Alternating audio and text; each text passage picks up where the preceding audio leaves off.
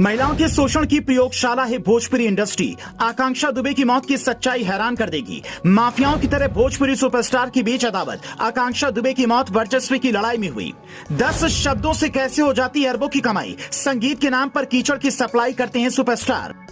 क्या Bhojpuri film industry भी बॉलीवुड की राह पर चल पड़ी है और वहां भी गैंग बन गए हैं जो नए कलाकारों का शोषण करते हैं, काम के नाम पर बंधुआ बना लेते हैं। भोजपुरी एक्ट्रेस आकांक्षा दुबे की मौत के बाद ऐसे ही कई सवाल उठने लगे हैं।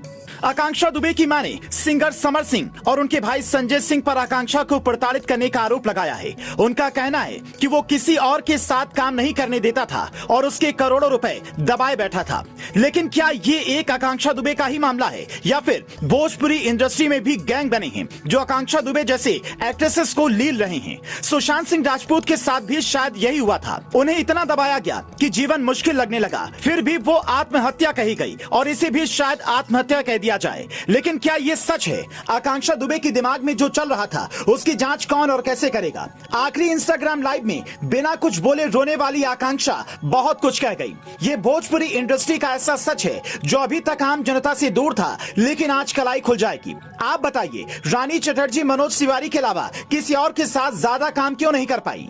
एक्ट्रेस कनक पांडे ने 2020 में कहा था कि भोजपुरी इंडस्ट्री में नेपोटिज्म नहीं, गैंग सिस्टम चलता है। अक्षरा जब पवन सिंह से अलग हुई तो उन्होंने कहा था, पवन सिंह मुझे किसी के साथ काम ही नहीं करने देते। तो बताइए, ये गैंग किसके हैं? इनके सरगना कौन है? अपवाद छोड़ दीजिए, लेकिन निरहुआ के साथ केवल आम्रपाली काम करती हैं। एक वक्त में पवन सिंह के साथ सिर्फ अक्षरा काम करती थी। खेसारी लाल यादव के साथ ज्यादातर काजल राघवानी काम करती हैं। क्या ये सिर्फ संयोग मात्र है या फिर कहानी कुछ और है? वर्चस्व की इसी लड़ाई में क्या आकांक्षा दुबे की बलि ले ली गई? भोजपुरी इंडस्ट्री का एक सच ये भी है कि वहां बहुत सारे छोट भैया टाइप सिंगर आ गए हैं। गानों के नाम पर गंदगी गा रहे हैं और विजुअल के नाम पर फुहड़ता परोस रहे हैं। इनके सोशल मीडिया पर करोड़ों व्यूज आते हैं, लेकिन इनके गाने 8 से 10 शब्दों पर ही टिके हैं।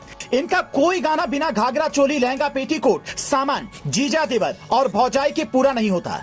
ये सारे वो लोग हैं जो खुद तो लाखों रुपए लेते हैं, लेकिन नई आने वाली लड़कियों को चंद पैसे में साइन करते हैं और फिर सालों साल तक उनका शोषण होता है। भोजपुरी गानों में जिस तरह के डांसिंग स्टेप और इशारों का इस्तेमाल होता है, क्या कोई भी सिंगर या एक्टर अपने बच्चों के साथ बैठकर उन्हें देख सकता है? अब इन्हीं गानों पर बारात में जब बीच सड़क पर लड़कियां डांस करती हैं, तो सोचिए फुहड़ किस्म के लोग क्या सोचते होंगे। आम लोगों को छोड़िए, ये स्टार्स उन लड़कियों के बारे में क्या सोचते हैं? आकांक्षा दुबे की मौत के मामले को ही उठा लीजिए। अगर उनकी मां के आरोपों में जरा सी भी सच्चाई है, तो एक कलाकार की मौत का जिम्मेदार कौन है?